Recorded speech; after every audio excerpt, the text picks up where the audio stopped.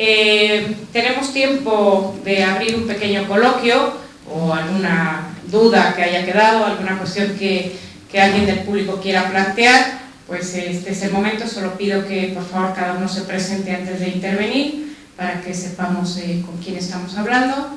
Así que el público tiene la palabra. No sé si alguien de la mesa quiera intervenir ahora o si alguien de las personas que están aquí. Hola, buenos días. Yo soy Gonzalo Quintero. Estoy totalmente de acuerdo con todo lo que habéis dicho, incluso con lo que ha dicho Luis. Totalmente de acuerdo. Pero es verdad que Marta, cuando, como Quintero decías que bueno, los ilustradores españoles no pasaron de ser unos cuantos que con su mejor voluntad leyeron, difundieron aquello. Lo difundieron, supongo, además, con la enorme ventaja publicitaria que era entrar en el índice, que eso también le pasó a Filangieri, que eso daba una campaña tremenda, que nos pasaba de mano en mano, ¿verdad? Pero que al llegar al momento de Cádiz, que efectivamente queda abolida la tortura, los apremios, todo esto es verdad, pero que en sus intervenciones, aun cuando después se diga que se ha tenido en cuenta el pensamiento de Beccaria, etc., no se traduce nada. Y la cosa que te quería plantear, yo creo, una vez estuve en un seminario sobre ello y así lo sostuve, es que incluso cuando ellos dijeron se codificará el derecho criminal, el derecho mercantil, etc., la idea que los diputados de Cádiz tenían de lo que era un código no tiene nada que ver, y que el código de verdad no hay hasta 1848. Es que encima lo que ellos se proponían hacer no era una racionalización del derecho, sino una ordenación para su manejo. Pero no por seguridad jurídica, no por certeza, sino para ponerse de acuerdo en un sistema común que pudiese aceptarse tanto en la metrópoli como en las colonias, pero no en absoluto tenían la idea de codificar como nosotros la entendemos. Y creo que lo que ha pasado en España muchas veces es que cuando se hablaba de la vigencia discutible del Código Penal de 1822, que entre los penalistas hay artículos históricos dedicados al tema, nunca vi, hasta que por mi cuenta estuve buscando por otros lados que no era de los penalistas sino de historiadores del derecho, que aquellos caballeros, cuando hablaban de codificar, no era lo que nosotros llamamos código. Si estás de acuerdo. Yo creo que eso es muy breve porque en tu pregunta hay muchas cosas, ¿no? Entonces, a ver cómo lo puedo solucionar. El Código Penal sí que funciona como un código. O sea, si lo vemos, si lo leemos, yo creo que es un código. Claro, pero el problema del Código Penal es que es el uso del Código Penal, por decirlo de alguna forma. La legislación no deroga. Eso pasa, no deroga. Un código no deroga. No deroga claramente. Claro, ese es el problema. No deroga. Claro, no deroga la legislación anterior.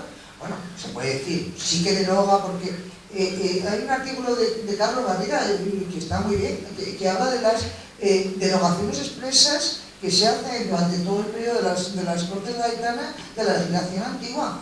No hay muy pocas derogaciones expresas, muy pocas. Claro, por lo cual ese problema hay que... ¿Qué quiere decir? Que sigue todo vigente, ¿no? Que otra vez dejas al intérprete la capacidad de decidir qué es lo que ha sido derogado y qué es lo que no ha sido derogado por una norma nueva, ¿no? Entonces, al dejar al intérprete, que es el juez, y al mismo tiempo decirle al intérprete que no tiene que motivar su sentencia, ¿dónde está el principio de legalidad penal? Es que es imposible, absolutamente imposible. Pero esto pasa en España, en la península, y luego después de las independencias americanas también va a pasar ahí. También va a pasar en México. Las cosas que tiene, por ejemplo, sobre el derecho antes, los derechos antes a la codificación se plantean las mismas cosas. El problema de que todas las constituciones hispanoamericanas, incluida la española, lo que hacen es mantener la vigencia del ordenamiento anterior. Y entonces se le da al juez, si no se motiva, una capacidad tremenda. Estamos ante el arbitrio no respecto de un caso, sino respecto, diríamos ahora, del conflicto de normas, que tendría unas consecuencias importantes. ¿Claro? Y esa es la cultura jurídica española y hispanoamericana hasta muy avanzado el siglo. Y es un drama, es un auténtico drama. Es un auténtico drama. Por decirlo brevemente, en el mundo hispano, que es un mundo esencialmente católico. Esto es una cuestión muy básica, es esencialmente católico. La idea de, ¿no?, como se decía antes, la derogación es obra del diablo. ¿Por qué es obra del diablo? Porque se deroga el orden natural. Esa idea sigue ahí. Y entonces se crea un problema del sistema jurídico tremendo, donde, ¿verdad? Y eso pasa en Cádiz y va a pasar en todas partes. En todas partes. Entonces, ¿es un código? En sí puede ser, pero deroga. No. Entonces, si no deroga en el caso penal, y una audiencia, primero, no tiene por qué motivar su sentencia, y además no tiene recurso de casación, ¿dónde está la legalidad penal? Es que no existe. Entonces, a mí me parece que cuando se habla del siglo de la codificación en España, pues bueno, se podría hablar de otras cosas, porque desde luego el siglo de la codificación, el siglo del principio de legalidad, desde luego el 19 no es. Por mucho que se empeñen, ¿no? Para la presentación del Código de 1822 expresamente dice, se ha recogido nuestro derecho patrio. Claro. Y dicen expresamente desde... Porque esa no es justificación histórica. De manera que en absoluto dicen, se ha procurado crear un sistema. Y en cambio, era la otra pregunta. Claro, yo creo que los ilustrados portugueses sí que consiguieron en el Código Penal brasileño, ahí sí que fue una obra de razón. Eso sí que creo, que ese sería el código que influiría en el español del 48, no el del 22. Pero la razonabilidad del derecho creo que llegaría más por el Código de Brasil, pero no por nada de los ilustrados españoles, desgraciadamente. Y de los gaitanos. Y de los gaitanos en concreto. Bueno, ya solo eso. Formulado de otra manera, que es lo que luego no he citado, que es tu trabajo sobre el trabajo y el trabajo de Tomás y Valiente sobre la Constitución. Da la impresión como que si los reformadores, diríamos, en vez de progresistas, que es un concepto más moderno, se hubieran tenido que envolver en la tradición para poder ir haciendo reformas. Esto es lo que ocurre. Y la Constitución, en lo que tú desarrollas en el libro rojo, se ve que está inventada. Se inventan el fundamento, se inventan la tradición. La tradición no tiene nada que ver, nada de la Constitución tiene que ver con la tradición, al contrario. Pero dicen y la justifican como con la tradición. Y gracias a eso sobreviven en el debate frente al poder instituido, que no solamente la Iglesia, sino todo lo que el poder católico representa, y que hace que se neutralicen y que aparezcan como gente que no se puede asumir, lógicamente lo de becaría. Pero vamos, eso es nuestro pecado, no es una virtud. Pero no sé si no quiero dar esto, pero claro, parece como que muchas veces me lo dicen, ¿no? Que como que si yo quiero criticar a los constitucionalistas gaitanos, no, a mí me parece la obra de Cádiz me parece magnífica y tal, pero tiene muchas limitaciones, y sobre todo lo que no me parece bien es hacerle decir a los gaditanos lo que no dijeron. Lo que no dijeron. Hay cosas que no dijeron, ¿no? Entonces, eso en primer lugar. Y en segundo lugar, es que hay una cultura que es, yo creo que es una cultura compartida, que no es peninsular, que es americana, y que va a ser así en todas partes. Les pongo un ejemplo y con eso yo creo que es bastante ilustrativo. Cuando se jura la Constitución, te hizo jurar todos, se jura la Constitución.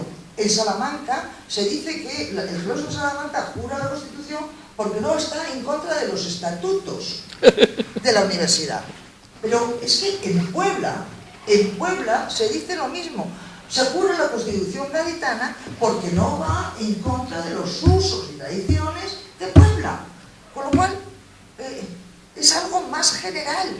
Eso es, bueno, y por supuesto esto en todas partes. Quiero decir que aun cuando por supuesto los constituyentes hicieran utilizaran el argumento, etc., naturalmente, porque había muchos muy reaccionarios en las Cortes, pero al mismo tiempo hay una cultura general muy historicista, pero muy sentida, que va en contra de decir esto es así porque nos lo dicta la razón y no necesito ni historia ni nada para decirlo. Yo creo que eso no está, excepto en 4 o 5, que sí está, por supuesto, pero en general no está en el ambiente general de la época. ¿Y quién está? En algunos, pero en muy pocos, ¿no? Es decir, la Revolución Española es historicista, no es antihistórica como los franceses. Yo creo que eso es así. Y no es malo. Es una catástrofe, Bueno, pero bueno. Bueno, sí, es otra cosa. Quiero decir que yo no lo pongo en plan de bueno o malo, ¿no? Sí, bueno, mi nombre es Julián Romero y vengo de la Universidad de Castilla-La Mancha, del profesor Rafael Zapatero. Yo quería plantear dos preguntas. La primera un poco más sobre el personaje. Me ha llamado la atención sobre lo que he leído y que creo que nos ha dicho aquí, que se dice que, bueno, que el Marqués de Beccaria era una persona, se dice, cobarde, ¿no? Por lo menos es lo que yo he podido leer, que escribió su obra con 26 años y que no escribió nada más de relevancia. Yo he podido leer, sí puedo leer unas líneas muy breves. Dice, confesándose Beccaria al abate Morelet, que fue su traductor en Francia, dice: debo deciros que tuve ante mis ojos escribiendo los ejemplos de Maquiavelo, de Galileo y de Giannone. He oído el ruido de las cadenas que sacuden la superstición y el fanatismo, ahogando los gemidos de la verdad. La contemplación de ese espectáculo espantoso me determinó, a veces, a envolver la luz con nubes. He querido defender a la humanidad sin hacerme su mártir. A mí me gustaría, bueno, si se puede ampliar un poco sobre este asunto, me hubiese gustado incluso preguntarle al profesor Pisani, pero bueno, se lo planteo a la mesa. Y bueno, la segunda pregunta es en relación a lo que ha dicho la profesora Llorente. Ha dicho que a Beccaria no se le reflexiona fundamentalmente por su racionalismo. Yo creo que aquí se abre la puerta al debate de los debates, ¿no? El contrato social, naturalismo, positivismo. Bueno, la pregunta es si, en palabras de Ferrajoli dice que el derecho es un artificio creado por los hombres y no un ente de la naturaleza, ¿no? Entonces, bueno, además de Beccaria en estos momentos pues se plantean un montón de cuestiones y de gente que sigue esta corriente. Sobre la primera. Todavía no se han apagado los ecos de la bronca que se organizó en la Universidad de Coimbra hace unos meses, cuando a mí se me ocurrió decir que, vista la obra de Beccaria en su conjunto, era un poco cobarde. Y el profesor Faria Costa se levantó contra mí y solamente me salvó que estaba rodeado de su maestro y de algunos otros colegas como Anabela Miranda. Claro, ha dicho Pisani, citando a los Verri cuando le describen, ¿no? Y describen el ambiente de la Academia de los Pugni. Dice, bueno, un chico de 25 años que tenía la audacia que impide el miedo, que tenía la propensión hacia la esperanza. Y dice algo Alessandro Verri, que yo creo que lo dice con mucha intención. Todavía no había sido humillado por la vida. ¿Qué quiere decir esto? Vamos a poner la lectura más suave. Porque todavía no tenía experiencia de los disgustos de la vida. Ni se había enamorado hasta las cachas de aquella española Pendón, hija de un gobernador español de los que dominaban el milanesado, ¿no? Que le dio muchos disgustos. Y que su padre no quiso. Y que se casó y lo echó de casa. El marqués expulsa de casa a su hijo y está 2 o 3 años acomodado en la casa de los Verri. Y a partir de ahí toda hay una historia personal en un mundo complejo, que si hoy ser un poco rebelde pues es un poco complicado para las vidas, imaginaros en esa época. Entonces el hombre se tiene que acobardar necesariamente, se acomoda a las humillaciones que te da la vida y entonces no vuelve a ocuparse de esas cosas. Pero tampoco se retira del todo. Me ha traído el profesor Pisani un voto particular en una opinión, en un dictamen que le encargan, en el que la tesis que mantiene sobre la pena de muerte todavía es más clara y rotunda que la primera, en la que hacía 2 excepciones, ya solamente queda una. Y claro, aprende muchas más cosas y se da cuenta de los líos que se ha metido, porque imaginaros que vosotros con 25 años escribís un libro y tiene éxito, y de repente se pone como una fiera Kant, Hegel los pone a caldo. Esto también tuvo que sufrirlo, eso forma parte de las humillaciones de la vida. El propio Rousseau dice: ¿qué contrato social se ha inventado este tipo? ¿No? Le dan golpes por todos lados. Bueno, eso es así. Yo creo que en ese sentido se puede decir que es un hombre que se acomoda frente a un acto de juventud muy valiente, muy audaz, y muy bien escrito, que es otra ruina, porque si hubiera sido malo no lo había leído nadie. Y luego pues queda toda esta historia tan compleja, que es la historia de la intelectualidad española. Si la intelectualidad española intenta levantar la cabeza y nos dicen: no señor, aquí no se levanta, aquí ni expurgado se está.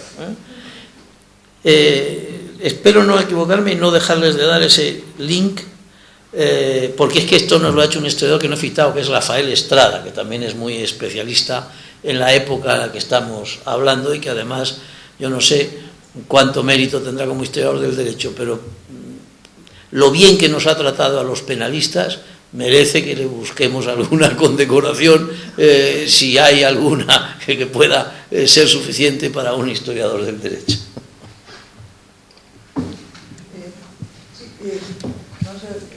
Muy simplemente, claro que eso es mucho más general, ¿no? Si lo único que hay que decir es porque normalmente está debajo del tema de la tecnología.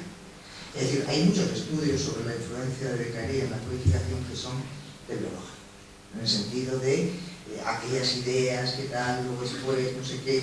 Entonces, por decirlo así, esa idea es la que creo que hay que cortar, ¿no? El 18 no pasa sin más al 19, eso no, digamos, la relación entre luces, ¿verdad? Luces y revolución es muy compleja. Y eso, bueno, no en este ámbito, sino en todos. Y la relación es como, ¿no? Digamos, la revolución se construye una imagen de las luces. Entonces, simplemente yo me estaba refiriendo no a que no hay una continuidad entre reformas ilustradas, pensamiento ilustrado y después, ¿verdad?, codificación, que no hay esa relación en términos de tecnificación del derecho, que es lo que está debajo de, ese es uno de los tópicos más importantes, ¿verdad?, de las historias, sobre todo escritas algunas, ¿no?, por juristas, ¿no?, y más viejos que ahora ya es otra cosa, pero la idea esa, los pagos de Antonomeca y los demás, tienen mucho que ver con eso. Y hay una cuestión que es básica, es decir, las dificultades que tienen los países hispanoamericanos son las dificultades fundamentales de construir el sujeto, El sujeto como, y si no hay construcción del sujeto único, igual no hay legalidad tampoco, no hay principio de legalidad. Entonces, quiero decir, que no es el desarrollo de la tecnología jurídica el que crea algunas cosas, que son necesarias. ¿No? Y yo creo que en ese sentido solo lo decía, no por tirar no, por abrir la cosa hasta el final, ¿no?, sino por criticar una típica construcción, ¿verdad?, sobre todo jurídica entre luces pero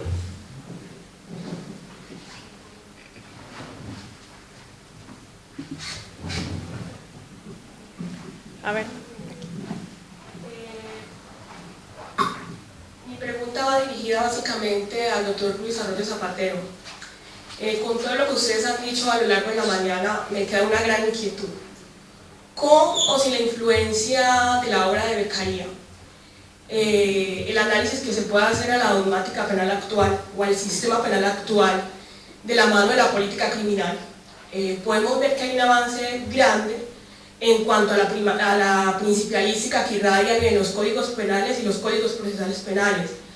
Hablemos del principio de la dignidad humana, proporcionalidad, principio de legalidad. No obstante, se puede decir que, habiendo un desconocimiento grande, si se puede llamar de esta manera, hay un retroceso bastante grande.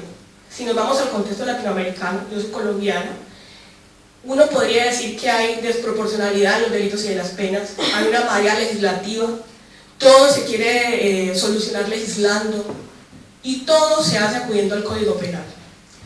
Acá en España, por ejemplo, si vamos a ver esta teoría que está muy de moda del derecho penal del enemigo, que también se está aplicando o se está haciendo de la mano en el contexto latinoamericano, uno podría decir que la obra de Beccaria analizada en contexto actual está en un completo retroceso. Y podríamos decir que estamos hablando de 250 años, donde podríamos decir que hoy en día hay un gran avance, de hecho lo hay. No se puede comparar el contexto de antes, la época ilustrada, con el momento actual, pero uno sí debería decir que el avance debería ser aún mayor, muchísimo más notorio, porque si uno se pone a hacer el análisis de la obra de Günter Jacobs, sin criticar al autor, del derecho penal del enemigo, donde prácticamente lo que se hace es instrumentalizar a la persona humana, contrariando el principio de dignidad humana. Entonces, mi pregunta es, entonces, ¿dónde están quedando esos 250 años donde se hizo un análisis incluso más profundo en relación al derecho penal o al sistema penal actual? O sea, ¿qué está pasando con el derecho penal de la mano con la política criminal? Es más, hace poco, no estoy muy segura de la fuente, leía que en Suecia se estaban cerrando cárceles porque no merecía la pena, porque no habían presos. Y muy por el contrario, si nos vamos al contexto latinoamericano, en Colombia, por ejemplo, las cárceles están en hacinamiento.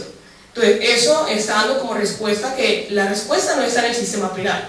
Sin embargo, se acude al sistema penal como prima ratio, cuando debería ser de última ratio. Pero no obstante, sabemos que no está funcionando. Entonces, ¿qué está pasando? No sé si con los penalistas actuales, o con los códigos penales, o con el sistema penal en general. Menuda.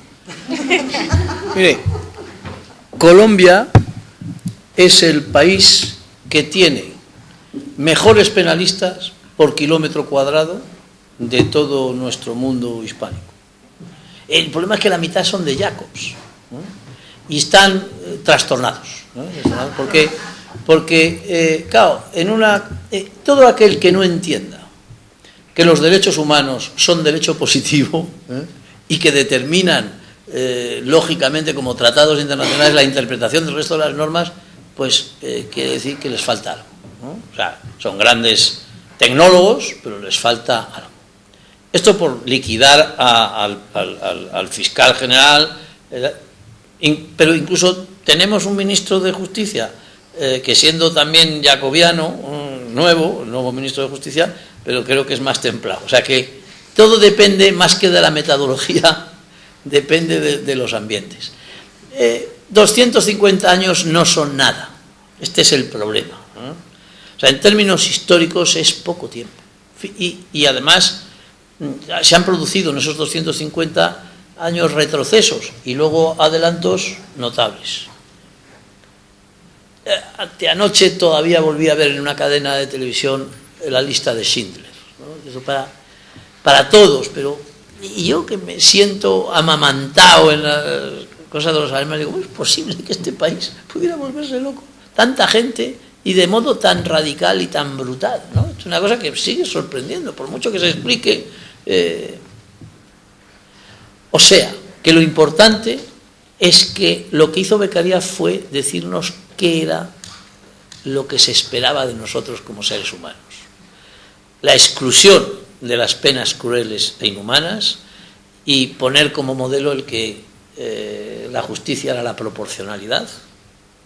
Fíjense ustedes que lo más importante argumento de la justicia constitucional nuestra y europea es el principio de proporcionalidad.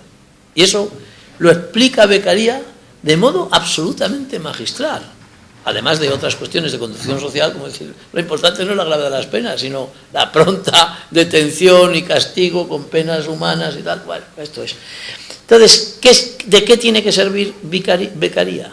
Pues de modelo, de recuerdo. Por eso mi interés en que Beccaria no pasara desapercibido y que lo demos, porque nos recuerda cosas que parece mentira que se nos olviden, por razones las que sean, y cada país tiene su historia trágica, ¿no?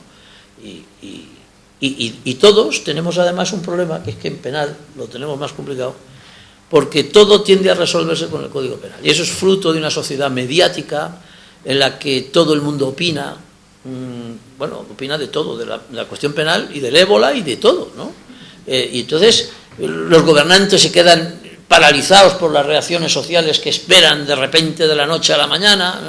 En cualquier país, en uno de repente se le producen millones de manifestantes de la noche a la mañana porque han decidido subir 10 céntimos el autobús. O sea, hay una sensación de inquietud en los políticos honrados y de desprecio por la sociedad en los que no lo son, ¿no?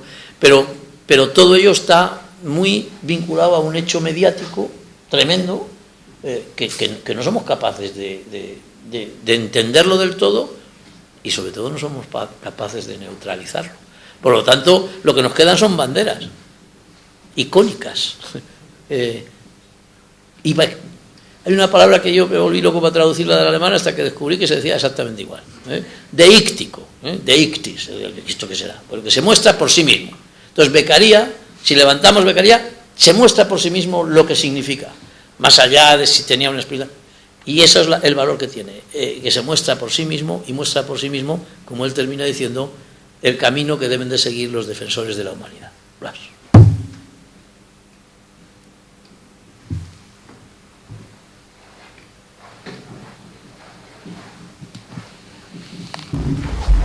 Me permite una reivindicación beccariana en relación con los dos puntos que se acaban de plantear por mis compatriotas aquí presentes. Digo compatriotas porque finalmente todos somos hispanoamericanos.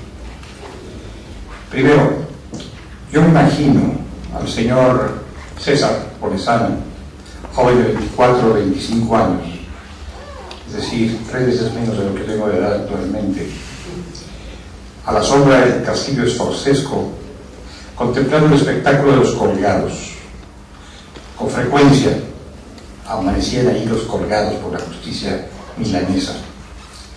Me lo imagino empujado por los hermanos Verri contra el ejemplo de su padre, el terrible magistrado Verri, que era durísimo como juzgador y bien conocido además por su fama severa en Milán, venciendo su temor, venciendo sus preocupaciones, que las tendríamos todos, venciendo su angustia y lanzándose a la empresa a la que nadie se había lanzado, nadie que se hubiera publicado, nadie que hubiera avanzado tanto, a la que nadie se había lanzado en todos aquellos años. Claro, sale el libro anónimo porque, bueno, había que cuidar la vida del autor y la vida del libro. Sale el libro anónimo, pero después de esto se propala de una manera muy extensa por toda Europa, y el señor Beccaria va a Francia, y el señor Beccaria se expone y se exhibe. Claro, dice, no quiero ser mártir, pero ya escribí el libro, y el libro está corriendo en las manos de todos. No quiero ser mártir. Yo creo que nadie se propone ser mártir, sino difundir una idea, difundir una renovación, difundir un pensamiento.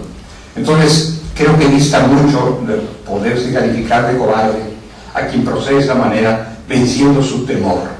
No es un irresponsable, pero sí es un hombre con temor, y probablemente con angustia. Sus noches mientras escribía aquel libro, sus noches mientras aquel libro hacía el trayecto a Livorno, sus noches cuando se sabe que se ha empezado a difundir el libro, deben haber sido noches angustiosas, y sin embargo da los pasos que tenía que dar, y es el Beccaria que estamos ahora celebrando. Y por otra parte, Beccaria jamás dijo que con reformar las leyes penales o crear un código se iba a modificar el panorama de la justicia penal. Dijo esas cosas, entre otras, pero dijo mucho más. Invocó un cambio social, invocó un cambio moral. ¿Qué es lo que hay que hacer? Habló de la prevención y habló de la renovación moral, espiritual, social de la humanidad. Así que no se le podría cargar una cuenta desfavorable el solo haber pensado en la reforma de las leyes penales, en lo que nos hemos equivocado muchos latinoamericanos pensando que con tener una nueva ley vamos a tener una nueva sociedad. Tener una nueva ley es tener una nueva ley, punto.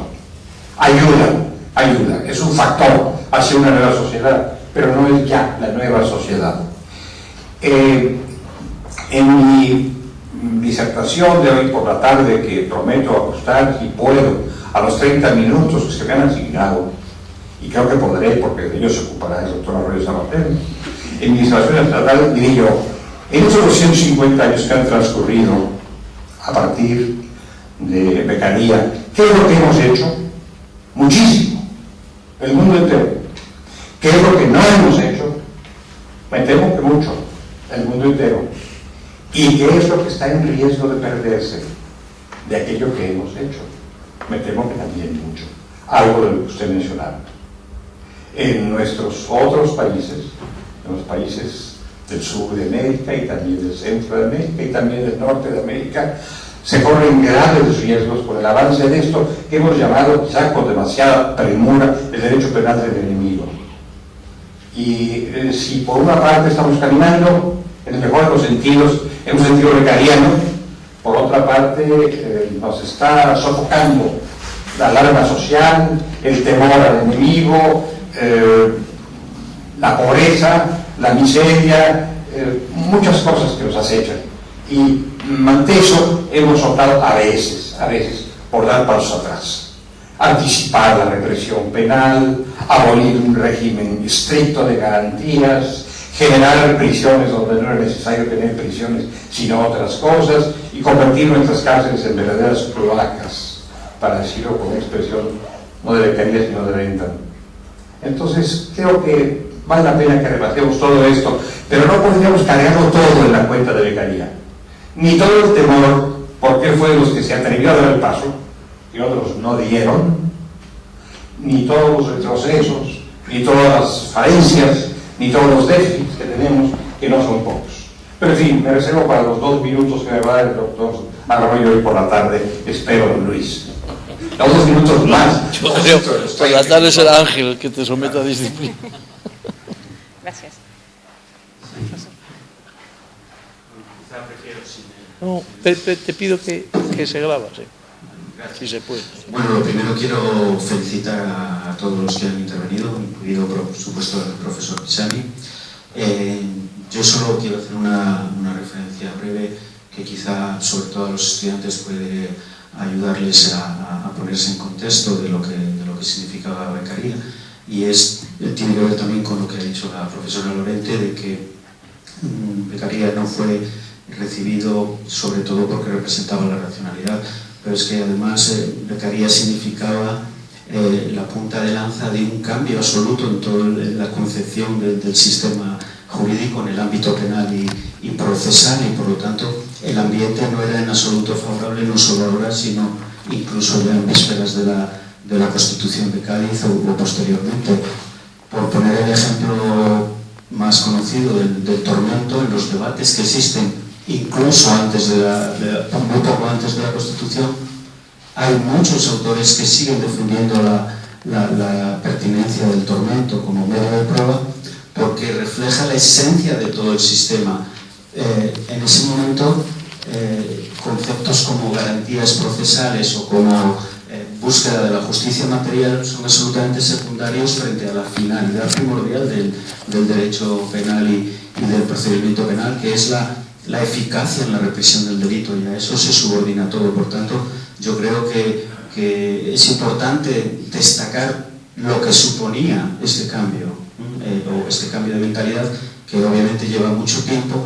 Por ejemplo, en el ámbito del procedimiento, que la profesora Paz Alonso lo conoce perfectamente, lo ha estudiado, algunos de los elementos o principios que son definitorios del sistema procesal moderno, el principio acusatorio, la doble instancia, la oralidad, etc., tardan mucho tiempo en asentarse en nuestro procedimiento criminal. A lo largo de todo el siglo XIX se ven debates acerca de la calificación de la prueba, etcétera, etcétera, que demuestra cómo la mentalidad propia del antiguo régimen todavía sigue muy arraigada, y que es un cambio enormemente sustancial que afecta a los principios básicos de todo el sistema. Solo quería destacar esto. Muchas gracias a las últimas 2 intervenciones. No sé si alguien más de la mesa quiere agregar alguna cuestión. Si no hay alguna intervención más. Bueno, si no la hay, recordaros que esta tarde nos volvemos a ver a las 5, y que muchas gracias por su presencia y espero verles más tarde. Gracias. imposible de vivir.